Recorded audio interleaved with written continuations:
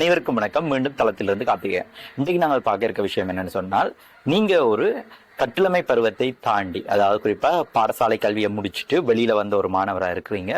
உங்களுக்கு நீங்கள் யார் என்பது தொடர்பில் ஒரு குழப்பம் இருக்குது.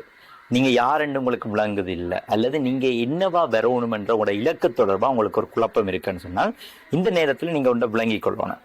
இது வலிமையாவே இந்த வயதுல வரக்கூடிய ஒரு நியாயமான குழப்பம் தான். எரிக் எரிக்சன் என்ற ஒரு சைக்காலஜிஸ்ட் சொல்லின கருத்துப்படி, இந்த வயதுல உங்களுக்கு 2 விதமான எண்ணக்கருக்கள் வரலாம். ஒன்று ஐடென்டிட்டி, நீங்கள் யாருன்னு அடையாளப்படுத்துவதில் வரக்கூடிய தெளிவு உங்களுக்கு இருக்கலாம். அப்படி இல்லை என்று சொன்னால் குழப்பம் உங்களுக்கு இருக்கலாம்.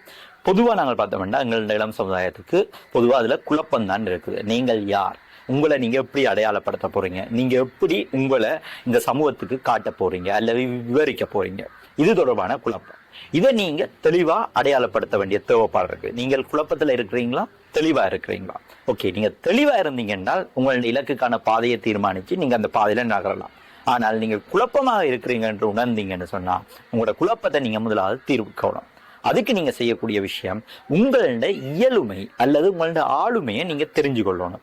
உங்களால என்ன முடியும், எது எனக்கு சாத்தியமான விஷயம், நான் எதை முயன்று பெற முடியும், என்னால முயற்சி செய்யக்கூடிய விஷயம் எது என்றதை நீங்க முதல்ல தெரிஞ்சு கொள்ளணும். அதை தெரியறதுக்கு நீங்கள் உங்களை ஆய்வு செய்யணும். நீங்கள் யார், உங்களை நீங்கள் புரிந்து கொள்ள வேண்டும். இதை சொல்லுவாங்க இன்சைட் என்ற ஒரு வார்த்தை பார்ப்பாங்க, INSIGHT. அதாவது உங்களுக்குள்ள நீங்கள் பார்க்கணும், உங்களை நீங்க விளங்கிக் கொள்ளணும். எனக்கு எது நல்லம், எது கூடாது, எது நான் செய்வேன், எது எனக்கு செய்ய மாட்டேன், எது எனக்கு பிடிக்கும், எது எனக்கு பிடிக்காது, எது என்னை பாதிக்கும், எது என்னை பாதிக்காது, இது எல்லாமே உங்களுக்கு தெரிஞ்சு கொள்ள வேண்டிய தேவைப்பாடு இருக்கு. அது உங்களுக்கு கிளியர் என்று சொன்னா அதுக்கு பிறகு நீங்க உங்களை புரிஞ்சு கொள்வீங்க. அப்போ உங்களுக்கு தெரியும் நீங்கள் எதை முயற்சிக்கலாம், எது உங்களுக்கு முயற்சிக்கிறதால சக்சஸ்ஃபுல்லா வரும், என்ன ஆளுமை என்னட்ட இருக்குது என்றதை தெரிஞ்சுடுங்க. அதை தெரிஞ்சு கொண்டதுடனே நீங்க அடுத்த கட்டம் ட்ரை பண்ணா உங்களை அடையாளப்படுத்த. நீங்கள் உங்களை எவ்வாறு அடையாளப்படுத்த போறீங்க?